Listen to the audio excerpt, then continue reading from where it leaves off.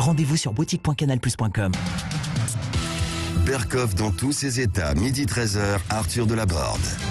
Et bonjour à tous, si vous nous rejoignez sur Sud Radio, nous allons évoquer dans quelques minutes cette fin d'Erasmus pour le Royaume-Uni. C'était pourtant l'une des destinations préférées des jeunes Européens. Nous serons avec le politologue Guillaume Bigot pour en parler. Nous recevrons ensuite Olivier Mazerolle, journaliste connu évidemment des Français, 60 ans de carrière. Il publie un livre où il dévoile notamment les coulisses de la profession, ses rapports aussi avec le monde politique.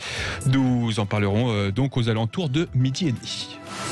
Sud Radio Berkoff dans tous ses états, le fait du jour.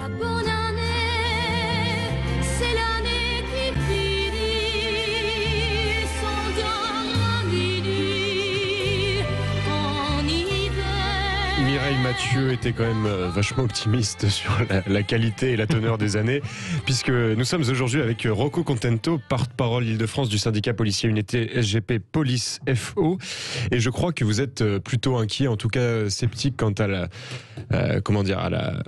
capacité de faire respecter ce couvre-feu. Alors bonjour Rocco Contento. Bonjour. Merci d'être avec nous sur Sud Radio.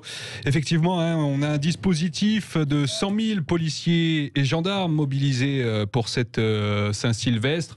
Déjà, un mot sur l'ampleur, sur l'aspect quantitatif de ce dispositif. C'est à peu près comparable à ce qu'on avait les autres années, ou bien il y a un effort supplémentaire cette année ? Non, c'est tout à fait comparable à l'année dernière, puisque la jauge était maximale aussi l'année dernière. Nous avons 100 000 policiers et gendarmes sur le terrain. Et bon, la tâche compliquée de cette année, c'est que la Covid-19 plombe ce réveillon, parce que traditionnellement, nous luttions contre les violences urbaines. Inévitablement, vous aurez cette nuit encore des voitures de brûlées. Il y en a eu 1500 l'année dernière. Donc, vous aurez des personnes dans certaines zones sensibles qui vont s'affranchir du couvre-feu pour commettre ces dégradations. Nous serons là pour les réprimer. Mais en plus de cela, nous avons aussi la tâche de faire respecter le couvre-feu. Le ministre aussi nous parle des soirées clandestines. Là, je suis un peu plus mesuré parce que ça va être très compliqué. Oui. Donc la police sera très fortement mise à contribution pour la nuit de la Saint-Sylvestre. Mais justement, est-il normal que les effectifs soient les mêmes pour à la fois endiguer les violences urbaines et le couvre-feu, alors qu'habituellement, on le sait, vous avez beaucoup de difficultés à déjà faire respecter l'ordre dans certains quartiers. Oui, notre cœur de métier, c'est lutter contre les violences, contre la délinquance. Vous savez, en plus, on nous donne la tâche déjà, depuis l'année dernière, on a fait appliquer et respecter le premier confinement, ensuite le déconfinement, le couvre-feu maintenant. Mes collègues n'exécutent pas ces missions de gaieté de cœur qui ne correspondent pas du tout à leur cœur de métier. Mais bon, voilà, on a des instructions, on va assumer ce travail-là. Et puis, quant aux soirées clandestines, bon là, c'est pareil. Les discothèques étant fermées, on sait pertinemment qu'il y a beaucoup de gens, surtout de jeunes gens qui vont se réunir dans les appartements pour faire la fête. Donc voilà, nous, c'est tout ça, il y aura beaucoup de soirées qui passeront sous les écrans radars et la police nationale, en ce qui nous concerne, nous avons d'autres chats à fouetter parce que nous ne prenons pas d'initiative deviner qu'il y a telle ou telle soirée à certains endroits, hormis les délations pour tapage nocturne. C'est le seul cas. Oui, c'est ça, parce que vous n'avez pas vous n'êtes pas totalement libre. Il y a, le droit encadre strictement l'intervention, évidemment, dans les domiciles privés. Oui, tout à fait. Nous pouvons en aucun cas rentrer dans un appartement pour compter le nombre de personnes qui réveillonnent. Ça, c'est strictement impossible et les collègues ne veulent pas le faire de toute manière.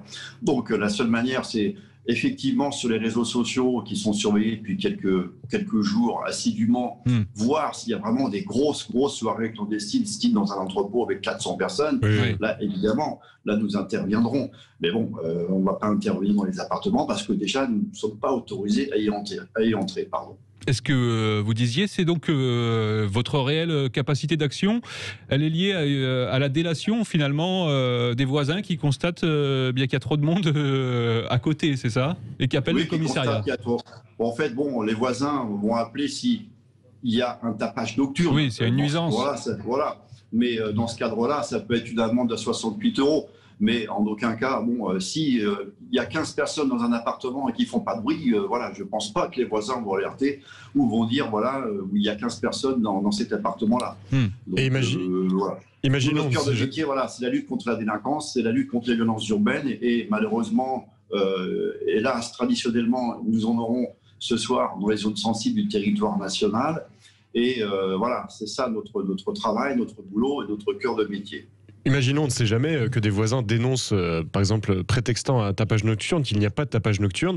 Est-ce que vous pourrez quand même interpeller les gens dans leur domicile pour non-respect des réglementations, on va dire, sur le nombre de personnes? Non, nous ne pouvons pas, dans un domicile, nous ne pouvons pas y rentrer, à moins de voir dans l'embrasure de la porte qu'il y a 35 personnes collées dans un appartement. Voilà, dans le cas échéant, on pourra faire des verbalisations, mais on ne rentrera pas dans les appartements.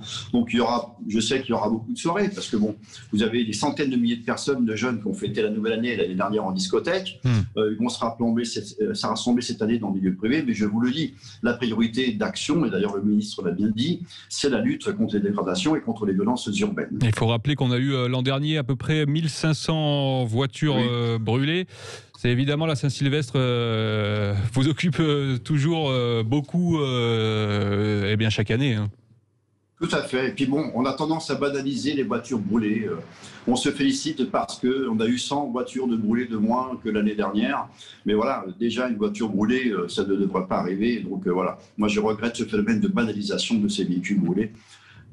Voilà, donc nous serons là pour veiller surtout aux troubles à l'ordre public et aussi au rassemblement dans les rues, évidemment. Mais est-il vrai qu'on ne va plus compter les voitures brûlées? Ça circule beaucoup. Oui, de toute façon, c'est une statistique qui est toujours maximale, donc ça arrangerait peut-être le ministère que nous ne les comptions plus. Mais il y en aura encore beaucoup cette nuit, hélas. Parce que c'est vrai qu'il peut y avoir une sorte de concurrence, hein, de jeu malsain, certes, qui s'installe entre les différents quartiers sur cette question des voitures brûlées. Oui, tout à fait. Et puis aussi la volonté d'en découdre avec la police. Vous avez certaines personnes qui sont totalement réfractaires à toute idée d'État, comme la police nationale et la gendarmerie représentent l'État. Voilà, il est bien ça les fait frissonner de vouloir en découdre avec nous. Et souvent, d'ailleurs, sur des appels anodins pour des feux de poubelle ou une dégradation d'un véhicule, il n'est pas rare que les policiers tombent dans des guet-apens et soient reçus à coups de mortier. Donc là-dessus, on sera aussi très vigilant par rapport à ça. C'est une question qu'on vous pose peu, mais psychologiquement, est-ce que c'est pas un petit peu compliqué quand même de contrôler depuis le mois de mars les attestations, le confinement, le couvre-feu? Bien sûr que oui, parce qu'il ne faut pas oublier qu'il y a la lutte quotidienne contre la petite, moyenne et grande délinquance, entre les cambriolages et les violences familiales, les différents familiaux, le trafic de stupéfiants, rajouter à cela toutes les tâches liées à la pandémie Covid-19. Franchement, mes collègues sont à bout. On a passé l'année noire en 2020, l'année 2021 n'augure rien de bon non plus. Et c'est vrai que les policiers de ce pays sont assez fatigués en cette fin d'année et ils sont encore mis à contribution avec une jauge maximale que je regrette d'ailleurs parce que vous avez beaucoup de policiers qui avaient des congés, qui avaient été signés, qui auraient dû passer le réveillon en famille et qui se sont rappelés depuis 48 heures pour aller travailler. Donc voilà, ça je regrette aussi. Il y a un peu de colère aussi parmi nos rangs parce que ce genre d'événement se prévoit longtemps à l'avance.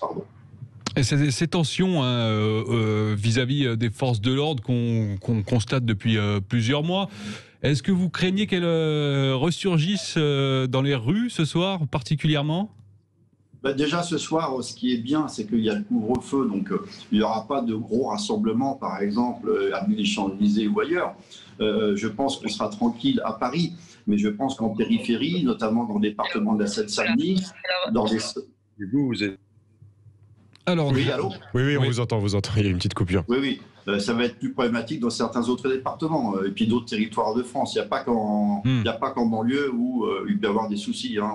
Je fais référence à la ville de Strasbourg notamment, où il y a eu un grand nombre de véhicules brûlés l'année dernière.